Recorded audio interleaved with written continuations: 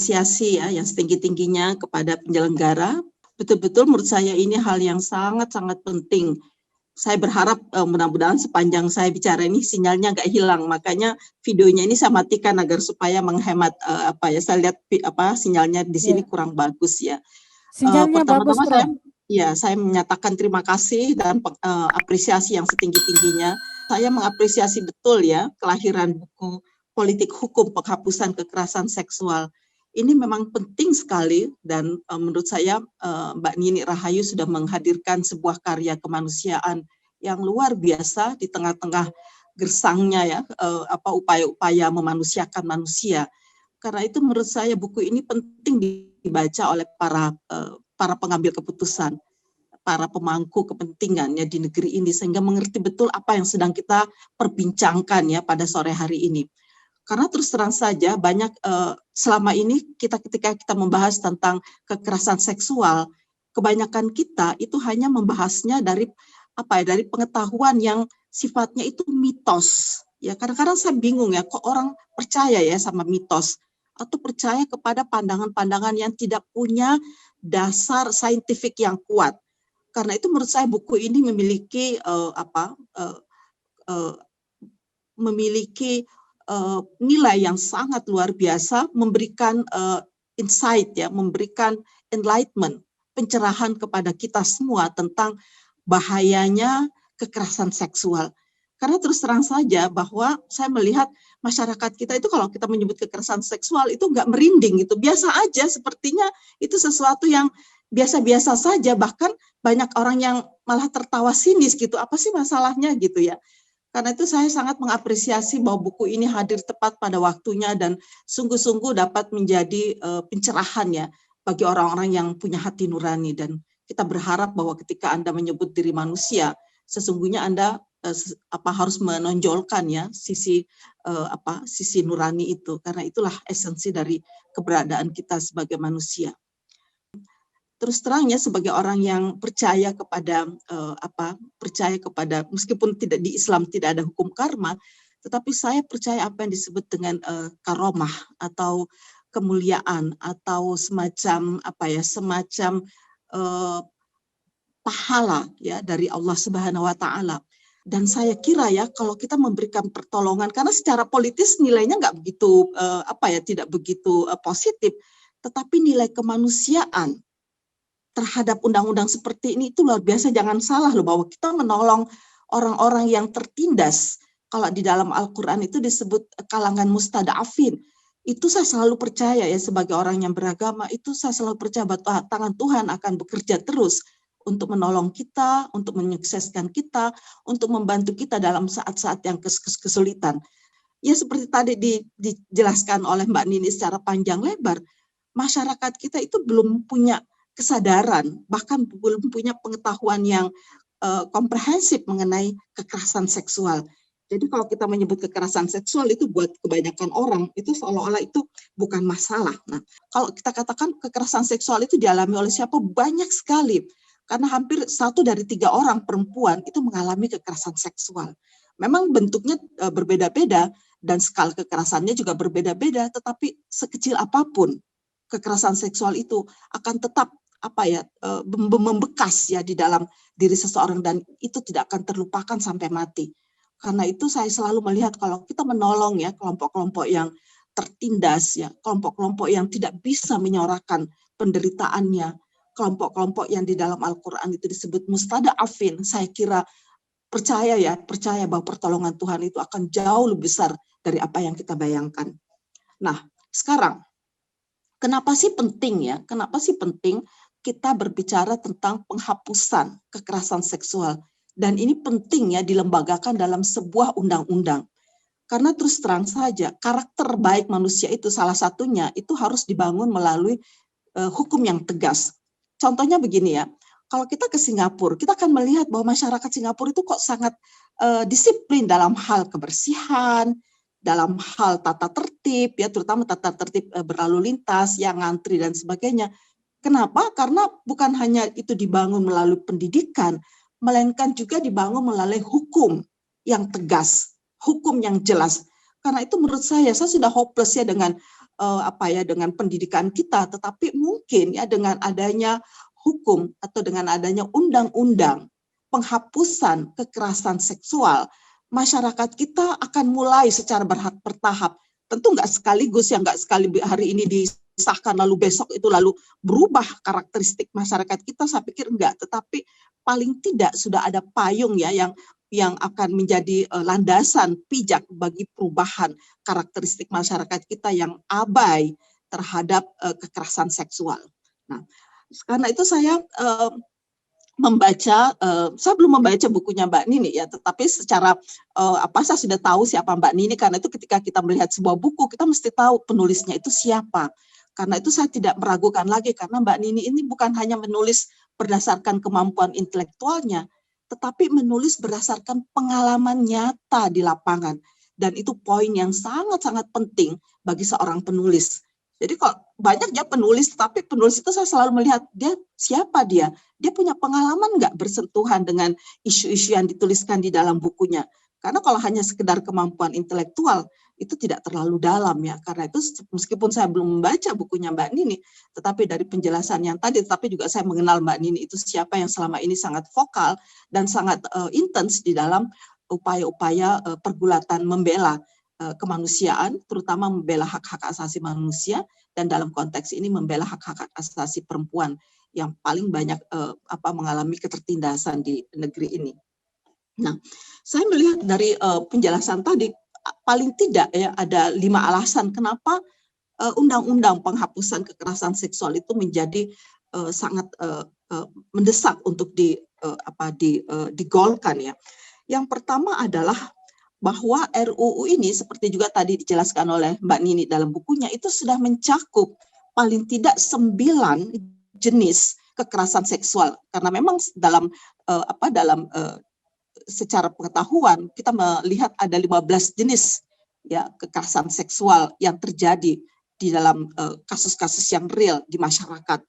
Ya, meskipun demikian 9 diantaranya itu sudah dimasukkan atau sudah tercakup ya di dalam undang-undang penghapusan kekerasan seksual ini. Di dalamnya itu yang pertama ada pelecehan seksual ya, yang dianggap itu hal yang gampang dan biasa saja gitu. Sebagai contoh ya, tahun 2001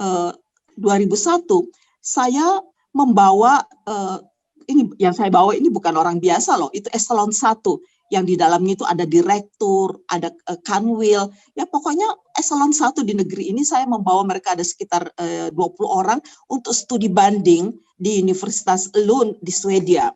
Waktu itu saya diminta oleh Menteri Menteri Hukum dan HAM, masih zamannya Pak Hasbalah ya. Waktu itu saya diminta, kamu deh Musda yang mendampingi para pejabat itu untuk studi banding tentang HAM di Lund. Apa yang terjadi? Pada hari ketiga kami studi di sana, ya kebiasaan kita ya. Jadi salah satu peserta dari pelatihan itu, bayangkan ini saya eselon 1 loh di Indonesia yang ikut studi banding di Swedia dan saya menjadi pendamping mereka. Itu lalu salah satu lagi bercanda gitu kan, salah satu escort kami itu instruktur kami itu memang cantik ya, namanya Christine. Jadi salah satu peserta tuh nggak sengaja mencolek gitu kan, ya mencolek bokongnya. Nah buat di kita itu kan biasa saja, tapi si Christine ini secara refleks itu langsung berbalik dan menampar, plak gitu ya, kita semua kaget. Astaga, ada apa ini? Lalu si Christine itu mengatakan, Musda, kasih tahu dia, kalau saya melapor polisi di sini, dia bakal tinggal 5 tahun di penjara.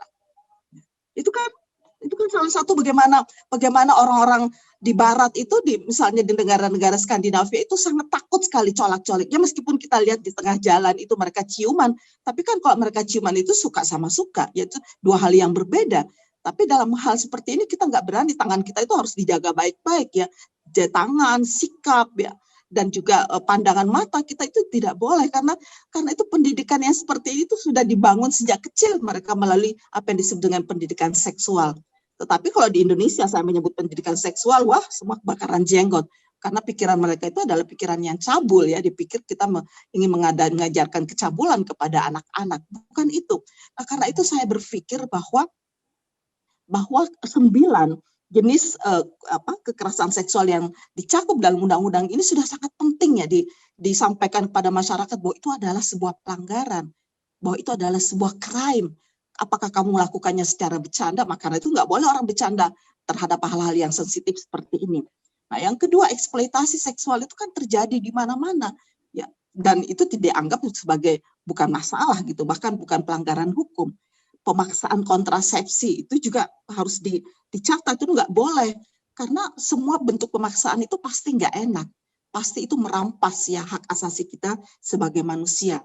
Pemaksaan aborsi, nah perkosaan ini juga harus hati-hati bahwa dalam perkawinan juga ada perkosaan loh.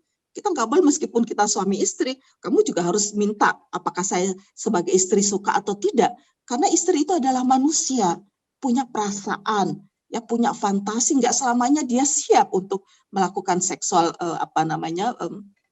relasi seksual. Jadi tolong deh, bagaimana kita memperlakukan sesama kita itu sebagai manusia yang punya harkat dan martabat. Tadi berkali-kali Mbak Nini menegaskan bahwa harkat dan martabat seseorang itu nggak boleh dirampas atau dikurangi untuk alasan apapun.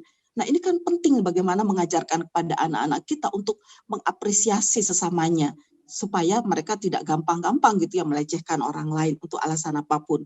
Nah, ini pemaksaan perkawinan. Coba di budaya kita kan ada budaya kawin tangkap kan yang beberapa bulan yang lalu tuh heboh di mana di NTT sana di Sumba. Tapi budaya seperti ini juga hidup di masyarakat yang lain. Kalau di beberapa yang saya teliti dulu itu di beberapa pesantren ya perkawinan pemaksaan perkawinan ini dianggap sebagai ya memang dalam buku-buku fikih ada yang disebut dengan hak ijbar. Jadi wali mujbir. Jadi hak ijbar itu dimiliki oleh orang tua atau wali dan itu dibolehkan ya. Tetapi pandangan-pandangan fikih seperti ini itu bukanlah pandangan yang mutlak, karena itu harus harus di counter. Kita harus berani bahwa pandangan-pandangan fikih seperti itu nggak relevan lagi dengan konteks kemanusiaan kita sekarang. Mungkin ketika pandangan fikih itu pada abad ke-9 misalnya, abad 9 ya 12 abad yang lalu, itu mungkin masih bisa diterima ya karena dalam kondisi masyarakat yang belum tinggi tingkat literasinya mungkin oke. Tapi dalam konteks masyarakat kita sekarang nggak bisa. Umumnya kita sudah mengerti tentang mana yang baik dan yang mana yang buruk. Kan alasan tentang wali mujibir atau hak ijbar sehingga boleh pemaksaan perkawinan itu menganggap bahwa orang tua itu selalu memiliki perspektif yang lebih baik dan anak-anak itu, terutama anak perempuan itu dianggap belum matang atau belum dewasa karena itu diperlukan ijbar, pemaksaan dari orang tua. Itu kan dalam perbincangan fikih seperti itu. Tetapi fikih itu kan produk manusia. Karena itu kita perlu ya menawarkan produk manusia yang lebih yang lebih mengapresiasi tentang kehadiran anak perempuan, pendapat anak perempuan itu perlu dong kita dengar dengan baik. Dan itu nggak boleh ada bentuk pemaksaan perkawinan untuk alasan apapun. Nah, pemaksaan pelacuran ini terjadi di mana-mana loh. Saya menemukan kasus bahkan suami memaksa istrinya melacurkan diri.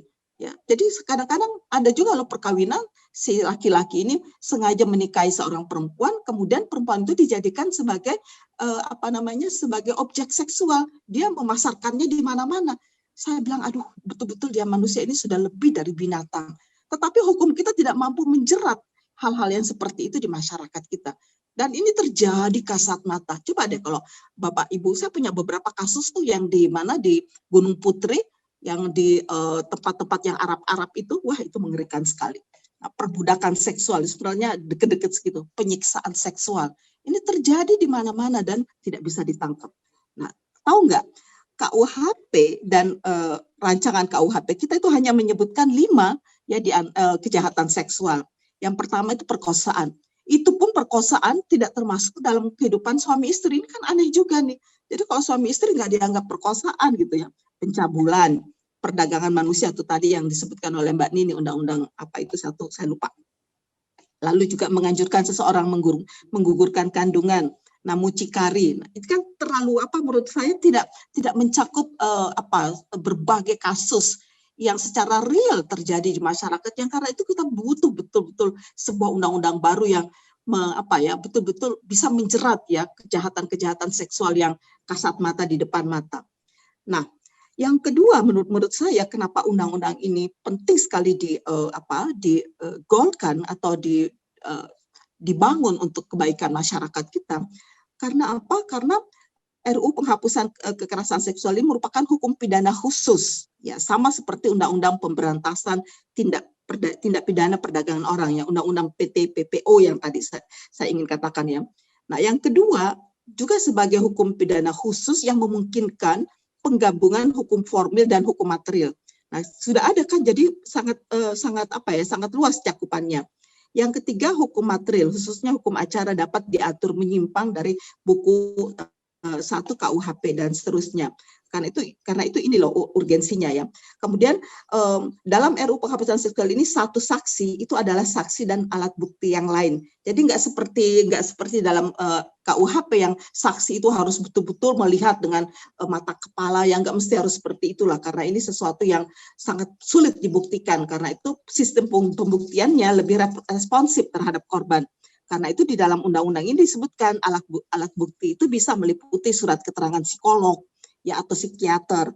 Jadi kan ada juga rekam medis atau hasil pemeriksaan forensik. Kan bagus nih, ya, rekaman pemeriksaan dalam proses penyidikan, informasi yang diucapkan, dikirim atau diterima atau disimpan secara elektronik, ya, dengan alat optik dan sebagainya. Ada dokumennya, ya, hasil pemeriksaan dan hasil pemeriksaan berbagai rekening bank juga bisa dianggap sebagai alat bukti.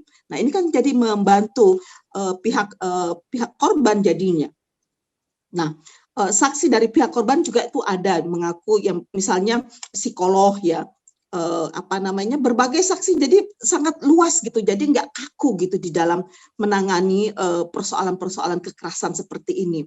Nah, selain itu, undang-undang ini juga, rancangan undang-undang ini juga memberikan perlindungan, ya, hak-hak korban, ya, hak atas penanganan, ya, hak untuk perlindungan. Nah, ini yang penting nih, hak atas pemulihan.